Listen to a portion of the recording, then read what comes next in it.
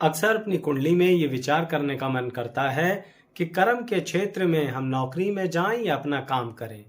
सीधी सरल तरीके से एक व्यक्ति को कैसे समझना चाहिए अपनी कुंडली को, आज यही बताने जा रहा हूं दर्शकों। क्योंकि ऐसे ही फिर कर्म के क्षेत्र में कौन सा ग्रह क्या प्रभाव दे सकता है, आप उन वीडियोस को भी जरूर देखिएगा जो हमारे चैनल पर उपलब्ध है, जिससे आप सही चॉइसेस कर पाएंगे कि कौन सा कर्म करना चाहिए। लेकिन आज की वीडियो में यही देखते हैं अपनी नौकरी या काम क्या ठीक रहेगा और कुंडली में किस तरह से उसे जांच परख सकते हैं। वीडियो अंत तक जरूर देखिएगा, पसंद आने पर लाइक शेयर सब्सक्राइब करना है।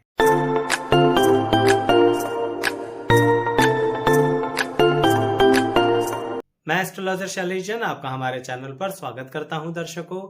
शुरुआत में कुछ ऐसी जानकारी दूंगा जिसे ज्योतिष की व्याकरण कहा जाता है। जो लोग जानते हैं वो थोड़ा स्किप करके देख सकते हैं, लेकिन जो पहली बार चैनल पर आए हैं उन्हें पता होना चाहिए कि ज्योतिष में इस व्याकरण के आधार पर ही आप अपनी कुंडली को देख सकते हैं। दर्शकों, जब आपकी कुंडली बिल्कुल प्लेन होती है, जिसके अंदर कुछ भी नहीं लिखा होता है, तब भी क्या हम इस कुंडली को पढ़ सकते हैं? बिल्कुल पढ़ सकते हैं। हमें शुरू करना चाहिए यहां से। ये जो हाउस दिख रहा है, ये जो एंगल दिख रहा है, इसको पहला घर कहते हैं, पहला भाव कहते हैं, फर्स्ट हाउस कहते हैं और हमेशा ही फर्स्ट हाउस कहते हैं। अब यहां से आपको शुरू करना है घड़ी की उल्टी दिशा में, यानी एंटी क्लॉकवाइज काउंट करना है। तो first, second, third, fourth, fifth, sixth, seventh, eighth, ninth, 10th, 11th, 12th। ये क्या गिना मैंने? ये मैंने गिने हाउसेस, भाव। यानी आपकी कुंडली के जब मैं बोलूंगा पहला भाव तो आप ये मानेंगे, अगर मैं कहता हूं दूसरा भाव तो आप ये मानेंगे, तीसरा, चौथा, पांचवा या छठा भाव कहता हूं तो आप समझेंगे कि हम यहाँ की कोई बात कर रहे हैं। सातवां भाव कहूंगा तो आप मानेंगे कि हम यहाँ की कोई बात कर रहे हैं। ध्यान से देखिए, अभी इस कुंडली में कोई नंबर कहीं नहीं लिखा है, प्लेन है, पर ये आप सबकी कुंडली पर सेम अप्लाई हो रहा है, क्योंकि सभी की कुंडलियां प्लेन तो जरूर होती हैं पहले, उसके बाद हम उसमें नंबर लिखते हैं।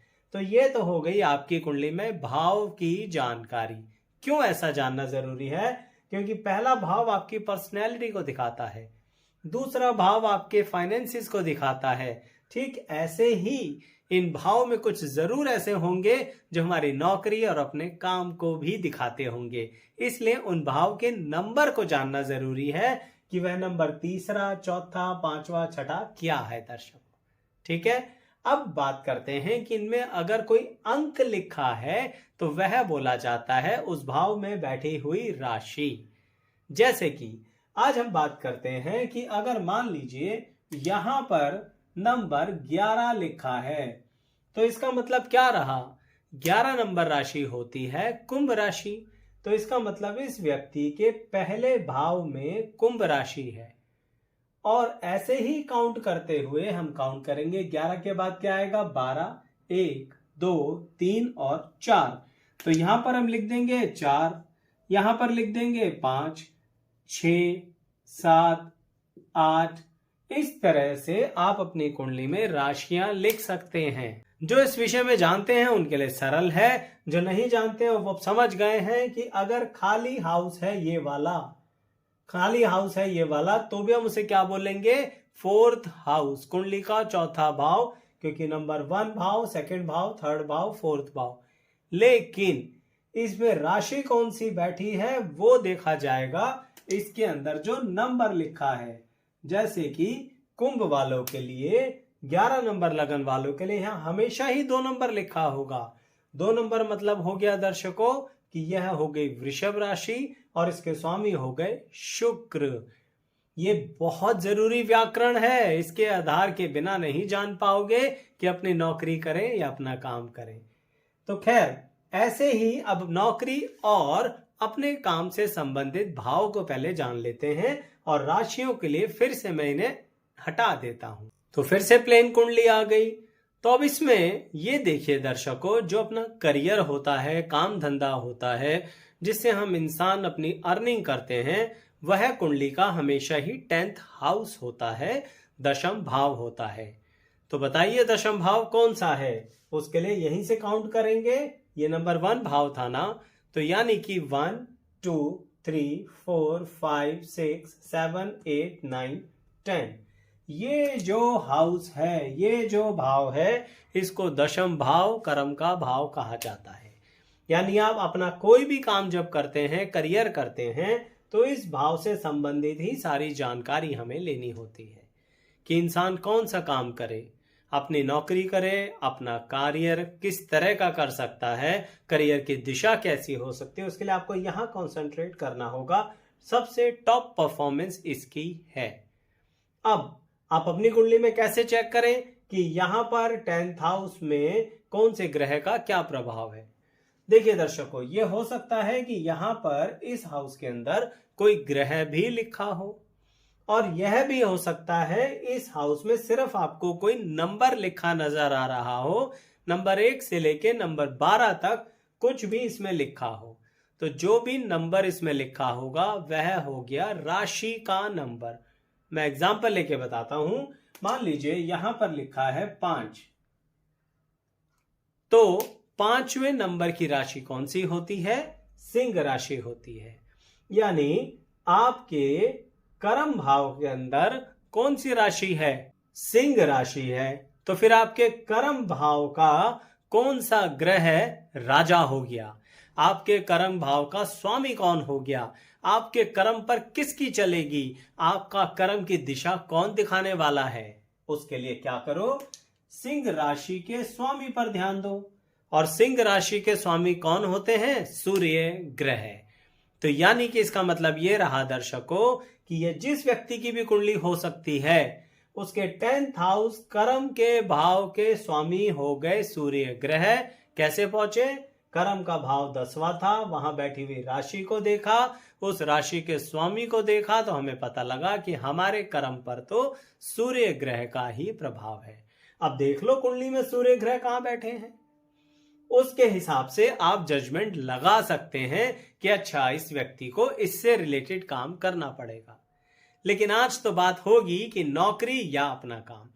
दर्शकों, इतनी डिटेल बहुत ज्यादा जाननी जरूरी है, नहीं तो आप ये मत सोचिए कि कहीं ना कहीं सीधा ही सब कुछ सीख जाएंगे, क्योंकि जो भाषा आगे इस्तेमाल होने वाली है उसको समझने के लिए भी कुछ बातों का जानना जरूरी है। तो ये बात समझ में आ गई। अब आते हैं नौकरी की बात पर, लेकिन फिर से एक बार इसको एक प्लेन कुंडली बना देता हूं जिससे आप कुछ कंफ्यूज ना हो। तो अब सिर्फ हमारे पास रह गया दशम भाव। अभी हमें नहीं पता यहां कौन सी राशि बैठी है, तो अब सबसे पहले नौकरी के हिसाब से सोचना शुरू करते हैं। देखिए, नौकरी के अंदर इंसान को डेली जाना पड़ता है, जाना अपने काम में भी पड़ता है, पर यहां पर क्या हो रहा है? बिल्कुल टाइम की पंक्चुअलिटी है। अगर आप थोड़ी सी भी देरी करते हैं तो एब्सेंट लग जाती है। इसका मतलब नौकरी कहीं ना कहीं कुछ ऐसी परिस्थिति तो देती ही है जिससे थोड़ी सी हमारी मजबूरियां जुड़ जाती हैं।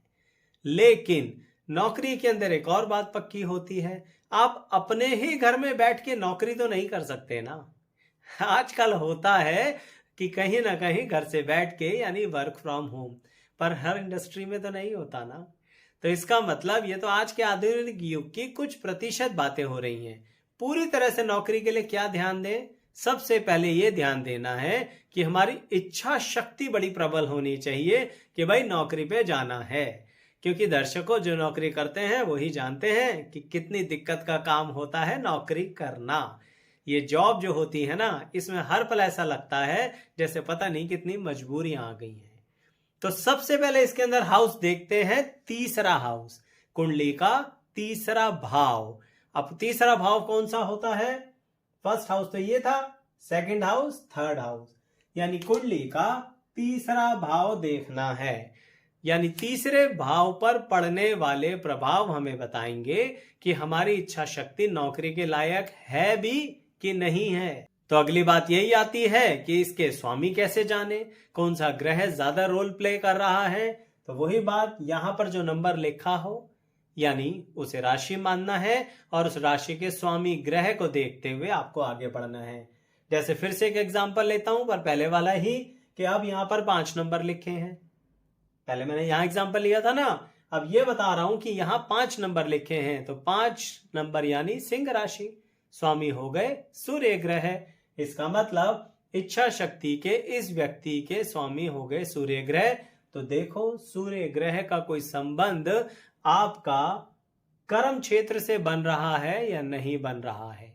कहने का मतलब हमारी इच्छा शक्ति का कनेक्शन दशम भाव से होना चाहिए, तभी नौकरी की शुरुआत हो पाएगी, नहीं तो आपकी विल पावर ही उधर ध्यान नहीं देगी। अब दूसरी बात आती है, क्या सिर्फ इतने ही हाउस को देख के काम चल जाएगा? ऐसा नहीं है दर्शकों। दूसरी बात आती है कि कुंडली का छठा भाव, 6th हाउस भी कनेक्टेड होना चाहिए हमारे कर्म भाव से। अब छठा भाव क्या है, यहां से काउंट करो, 1 2 3 4 5 6, ये है आपकी कुंडली का छठा भाव। कर्म का भाव कौन सा था? 10th हाउस था। दशम भाव ये था कर्म का भाव। तो इसका मतलब आपकी कुंडली में ये भी कनेक्टेड होने चाहिए, अर्थात कुंडली का तीसरा, छठा और 10वां भाव अगर आपस में पूरी तरह से कनेक्टेड है तो इसका मतलब आपके लिए नौकरी की राह खुली हुई है। अब यहां पर अलग अलग बातें आ जाती हैं, सरकारी नौकरी करें, प्राइवेट नौकरी करें, तो फिर बैठे हुए ग्रह, आपस में देखते हुए ग्रह, युति बनाकर जो ग्रह बना रहे हैं, उस तरह के कॉम्बिनेशंस चेक करने पड़ते हैं। लेकिन हाउसेस सबसे ज्यादा यही कनेक्टेड होने चाहिए, हाउस नंबर 3 यानी भाव तीसरा, भाव छठा और भाव 10वां। मैं फिर बता देता हूं लॉजिक। 10वां तो कर्म का ही भाव था, जो हमें फील्ड बताता है कि हमारा कर्म क्या होना चाहिए। तीसरा इच्छा शक्ति का और ट्रैवलिंग का भी होता है, बहुत लॉन्ग डिस्टेंस ट्रैवलिंग नहीं, शॉर्ट डिस्टेंस ट्रैवलिंग का भी होता है। हमारे आसपास जिनके साथ मिलकर हम काम करते हैं उनका भी होता है। तो ऑफिस में कलीग्स तो होते ही है ना, एक तरीके का दूसरा परिवार होता है आपका। तो वहां पर आपके रिश्ते कैसे होंगे यहां से देख सकते हैं आप।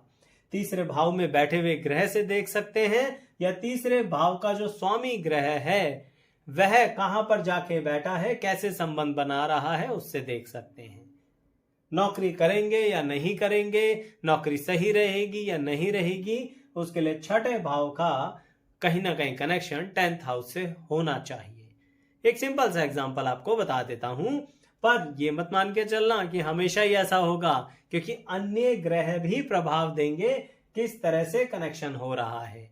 मैं तो सिर्फ एक एग्जांपल ले रहा हूं कि कोई ग्रह यहां बैठ के भी यहां कैसे कनेक्शन बना सकता है। देखिए, मान लीजिए यहां पर है 6 नंबर, इसका मतलब ये रहा दर्शकों कि यहां पर है बुध ग्रह का स्वामित्व। कैसे? एक तो ये हाउस भी 6th है, छठा भाव भी है, दूसरा यहां पर ही 6 नंबर भी लिखा है, यानी छठे भाव का स्वामी यहां पर बुध ग्रह हो गया। और अगर बुध ग्रह यानी मरकरी यहां बैठे हैं आपकी कुंडली में, तो छठे भाव का स्वामी मरकरी यहां बैठा है, इसका मतलब छठे भाव का स्वामी का कनेक्शन हो गया 10th हाउस से। चांस की बात है दर्शकों कि जो यहां छठा भाव है तो यहीं पर 3 नंबर होगा जरूर। क्यों? क्योंकि देखो ये बाय चांस नहीं, एक्चुअली देखा जाए तो ये मेष लगन वालों की कुंडली बन गई है। क्यों? क्योंकि मेष लगन वालों का यहां पर नंबर 1 हमेशा लिखा होगा। सरलता से सोचिए, समझ में आ जाएगा। पहला भाव वो होता है जिसे हम लगन भाव कहते हैं। मैंने यहां नंबर भी 1 लिख दिया है, तो ये भाव भी पहला है, यहां राशि भी पहली यही पड़ गई। तो फिर तीसरा, चौथा, पांचवा, छठा, यहां मेष लगन वालों के लिए तीसरे और छठे भाव का स्वामी हो गया बुध ग्रह, और वो यहां बैठा है, तो कनेक्टेड हो गया ना। इसका मतलब ऐसी परिस्थिति वालों के लिए नौकरी करना कंपैरेटिवली ज्यादा अच्छा रहता है। अभी दूसरा एग्जांपल ले लेता हूं, कंफ्यूजन दूर हो जाएगी। कैसे? मान लीजिए अब यहां पर लिखा है 11 नंबर, 11 नंबर हो गया, तो इसका मतलब यहां क्या रहा दर्शकों? यह हो गया आपका कुंभ, क्योंकि कुंभ राशि होती है ना 11 नंबर। अब उसके हिसाब से देखो यहां कौन सा नंबर आ जाएगा, 11, 12 और 1। अब यहां पर इस व्यक्ति के 1 नंबर लिखा होगा। 1 नंबर मतलब सबसे पहली राशि यानी कि मेष राशि। थर्ड भाव, तीसरे भाव में है मेष राशि, और उसके स्वामी होते हैं मंगल, मार्स। ठीक है, अभी बात को आगे बढ़ाते हैं तो कंफर्म करेंगे कि क्या लिंक प्ले हो रहा है। खैर 1 2 3 4 मैं कॉन्टिन्यूएशन में चल रहा हूं। हमें सिर्फ ये जानना है इस व्यक्ति के लिए कि इसके छठे भाव में कौन सी राशि पड़ रही है। और हमें क्यों जानना है? हमें इसलिए जानना है कि हमें उसके स्वामी ग्रह का पता होना चाहिए। और इसमें मैं बिल्कुल सिंपल फिलॉसफी लेके चल रहा हूं, बहुत ज्यादा कैलकुलेटिव सिचुएशन में नहीं डाल रहा आपको। मैं सिर्फ इतना बताना चाहता हूं, इन दोनों हाउसेस का कनेक्शन इसके साथ हो जाए तो नौकरी का योग प्रबल होता है। खैर, तो यहां है मेष राशि जिसके स्वामी है मार्स। अब मैं फिर यही कहूंगा कि मार्स अगर इस व्यक्ति के इस कुंडली में मार्स अगर यहां पर भी बैठ जाए या यहां पर बैठ जाए, यानी कि मंगल यहां पर या यहां पर बैठ जाए, या फिर यहीं पर ही मार्स हो आपकी कुंडली के अंदर। ठीक है, अब इसकी बात हो रही है, भूलना नहीं, किसकी बात हो रही है? जिसका 11 नंबर यहां लिखा है, 1 नंबर यहां लिखा है, 4 नंबर यहां लिखा है।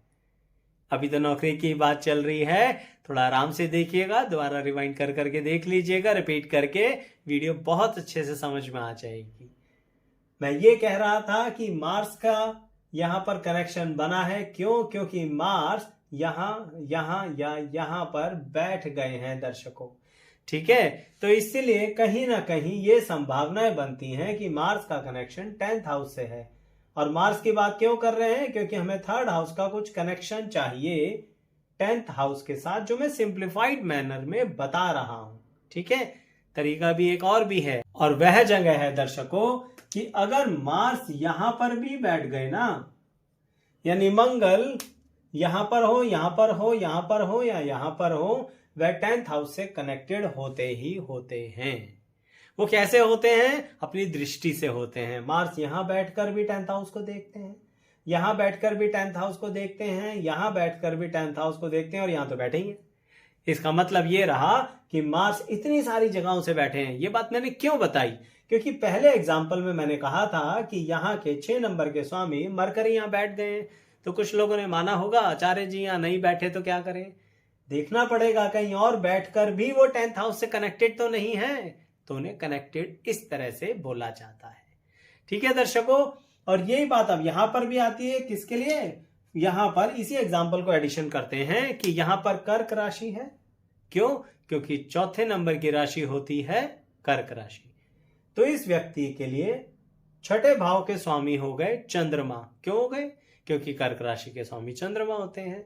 अब मैं इसी एग्जाम्पल को आगे बढ़ाता हूं और बहुत सिंपलेस्ट वे में कहता हूं कि अगर चंद्रमा मून यहां बैठे हैं या फिर मून यहां बैठे हैं, ठीक है, तो इसका मतलब वो 10th हाउस से कनेक्टेड हो गए।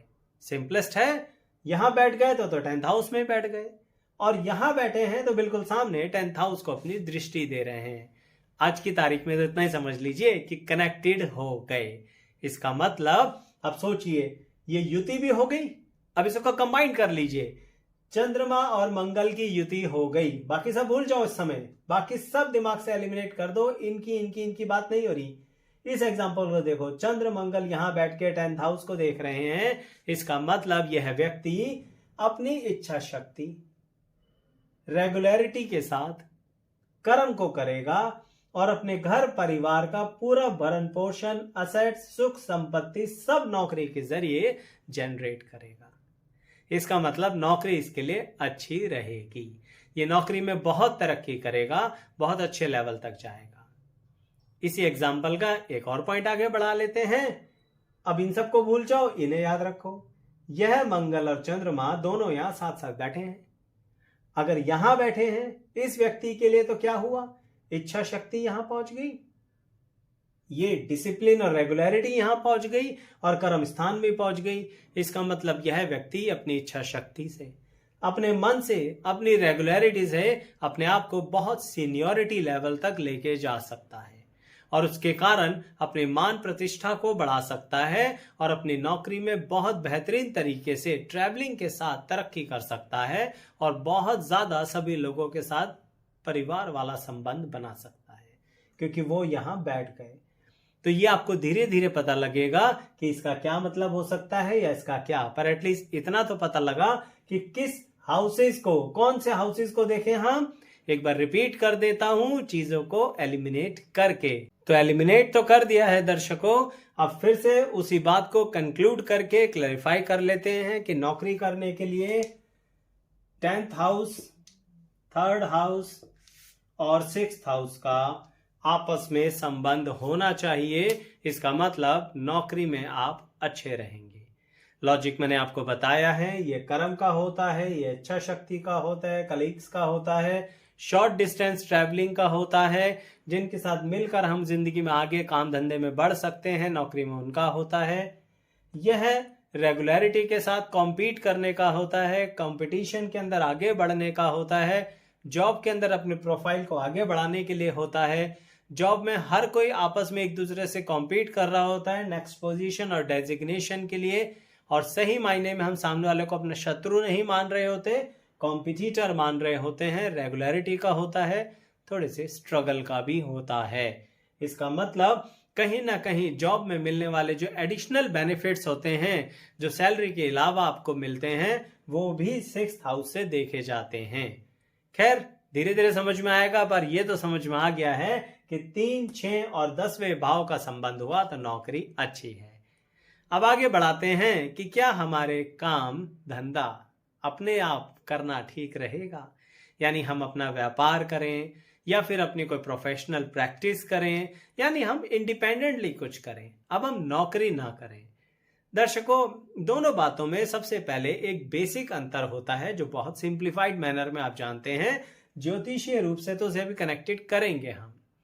क्या नौकरी में ऑब्वियसली आप एम्प्लॉय होते हैं और अपने काम में आप ही एम्प्लॉयर भी होते हैं और आप ही एम्प्लॉय भी होते हैं। ऐसा तो होता नहीं है ना कि एकदम से बहुत बड़ा काम खोल लिया और बहुत बड़े लेवल पर आ गए और एकदम से बॉस बन के बैठ गए और अब तो कमाल हो गया। यानी अपने काम में तो और ज्यादा मेहनत करनी पड़ेगी, कारण यहां पर कोई पंच कार्ड नहीं होता, यहां पर कोई थंब इंप्रेशन नहीं होता, अटेंडेंस नहीं होती, क्योंकि ये तो अपना काम है। यहां पर घड़ी का मुंह देखकर काम नहीं करना होता, यहां पर तो प्रॉफिट मोटिव से काम करना होता है और अपने क्लाइंट या अपने जिनको हम सप्लाई कर रहे हैं, सेल्स कर रहे हैं, उनके लिए काम करना होता है, टारगेट्स को अचीव करना होता है। मैं ये नहीं कह रहा कौन सा बड़ा काम है, कौन सा छोटा काम है, कौन सा अच्छा है, कौन सा बुरा है। मैं सिर्फ ये बता रहा हूं कि नौकरी में दायरे सीमित हो जाते हैं, पर अपने काम में बहुत ज्यादा इंडिपेंडेंस लगती तो है, पर उसमें और भी ज्यादा हाउसेस, भाव कुंडली के इंक्लूड हो जाते हैं। जैसे कि सबसे पहले तो इंक्लूड होता है आपका लगन भाव, सबसे पहला घर, यानी कि कुंडली का पहला भाव, और इससे होने वाले संबंध बताते हैं कि आप अपना काम कर भी पाएंगे कि नहीं।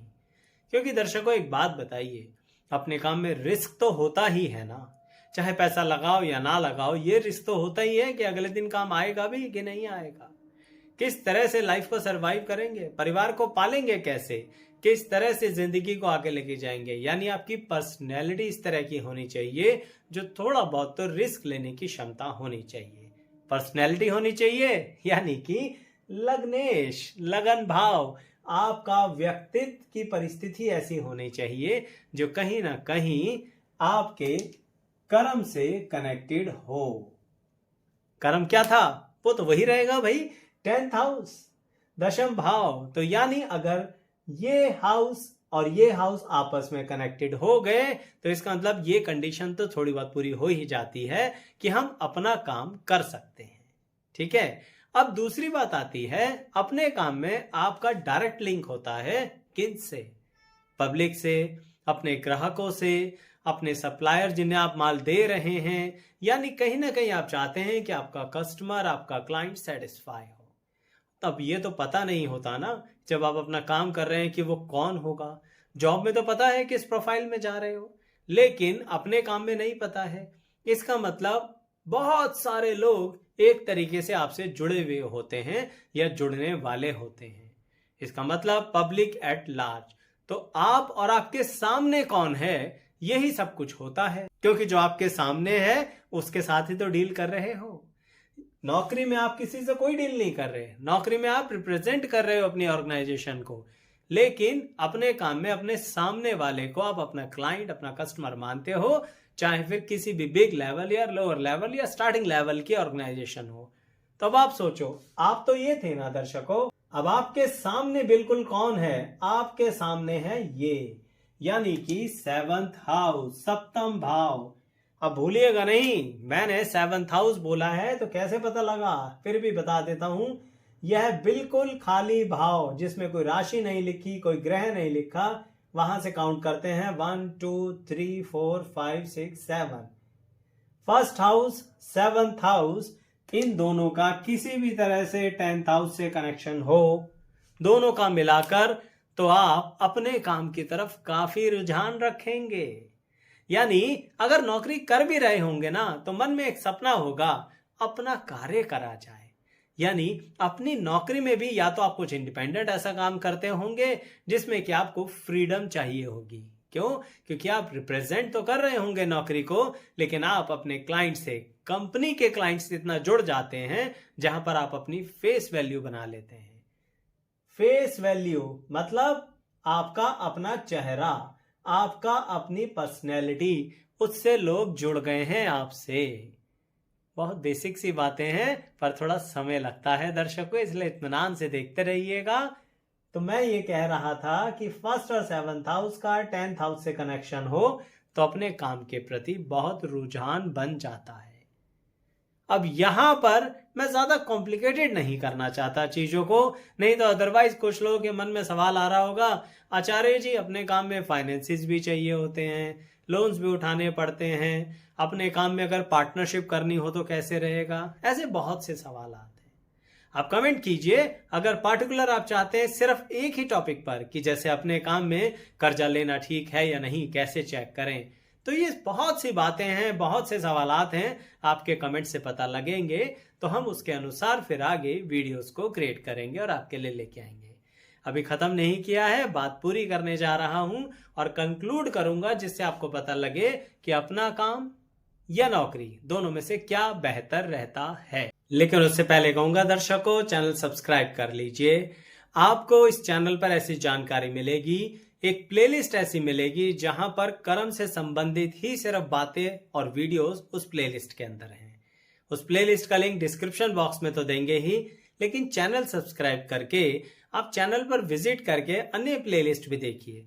बहुत सी बातें आपको ऐसे ही विश्लेषण के साथ मिलेंगी जो सीधी आपकी कुंडली पर अप्लाई होंगी, आपकी एस्ट्रोलॉजिकल नॉलेज भी मिलेगी और कहीं ना कहीं अपने इंटरेस्ट में और ज्यादा बढ़ोतरी होगी।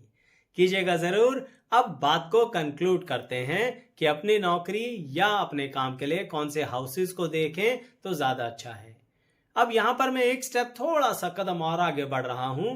पहले मैंने आपको जो हाउसेस बताए थे, नंबर 3, नंबर 6 और नंबर 10 हाउस बताया था, लेकिन अब फाइनली मैं कहूंगा नौकरी करो या अपना काम करो, करोगे तो आप ही ना। तो इसका मतलब दर्शकों, आपकी कुंडली का पहला भाव, तीसरा भाव, छठा भाव और 10वां भाव, इनके स्वामी ग्रह किसी भी तरह से आपस में कनेक्टेड हों, एक दूसरे को देख रहे हों, साथ साथ बैठे हों, किसी भी तरह का संबंध बना रहे हों, या फिर ये हाउसेज ही बहुत बलवान हों कुछ ग्रहों के बैठने के कारण, तो ऐसे में नौकरी ठीक रहती है। लेकिन अगर आपकी कुंडली का पहला भाव, आपकी कुंडली का 7वां भाव और आपकी कुंडली का 10वां भाव बहुत प्रबल है, उनके स्वामी ग्रह आपस में प्रबलता से कनेक्टेड हैं, एक दूसरे को बहुत ताकत दे रहे हैं, आपस में समझ लीजिए एक दूसरे का हाथ बढ़ाते हुए आगे बढ़ रहे हैं, तो आप अपने काम की तरफ आगे बढ़ सकते हैं। अब अच्छी अच्छी एसोसिएशंस कर पाएंगे, लोगों के साथ गुडविल बनाते हुए आगे बढ़ पाएंगे और रिस्क फैक्टर उठाते हुए भी संतुलन के साथ कैसे आगे बढ़ना है यह समझ पाएंगे। तो इसीलिए इनके कंपैरिजन और एनालिसिस को तैयार कीजिए अपने लिए और बताइए कमेंट बॉक्स में किसका कितना किस तरह से अप्लाई हो रहा है, और बताइए कि कौन किस तरह से इस तरह से नौकरी अपने व्यापार में लगा हुआ है या डुअल सोर्स ऑफ इनकम भी चल रही है। बताइएगा, आपके बताए अनुसार ही अन्य चीजें भी आपको उपलब्ध करवाऊंगा और इसी तरह से बेसिक से एडवांस तक चीजें बताने की कोशिश करूंगा। पसंद आया हो वीडियो तो लाइक कीजिएगा, चैनल सब्सक्राइब कीजिएगा और अंत तक बने रहने के लिए आप सभी का बहुत बहुत धन्यवाद।